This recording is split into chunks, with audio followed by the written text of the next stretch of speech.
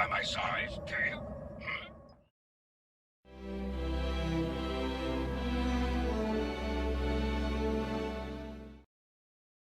Hello everybody, Yoda Productions here, and today I'm going to show you how to make a custom Moff Gideon from the Mandalorian. The hairpiece I use is from Finn, and I used Mace Windu's head, or you can use Finn's head as well. It works just as well. Here, let me just take it off.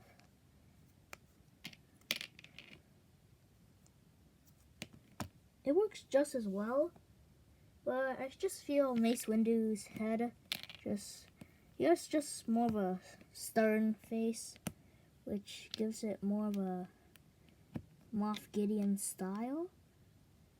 And yeah, the body, I just use a Death Trooper, which is like the exact armor that he's wearing, and then just give him a dark saber,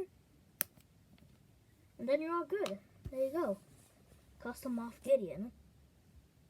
Although old Lando Calrissian's head is better for that, but I don't have Lando, so you should use that instead. But other than that, that's how you make a custom Moff Gideon. Like and subscribe if you enjoyed, and I'll see you next time. Bye.